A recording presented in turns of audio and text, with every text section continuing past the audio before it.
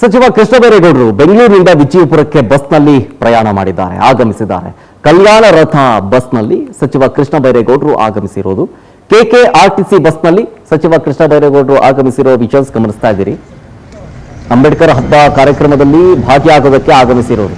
ಕಲ್ಯಾಣ ರಥ ಬಸ್ ಇಳಿದ ಬಳಿಕ ಸಚಿವರಿಗೆ ಪುಸ್ತಕವನ್ನ ನೀಡಿ ಸ್ವಾಗತ ಮಾಡಲಾಗಿದೆ.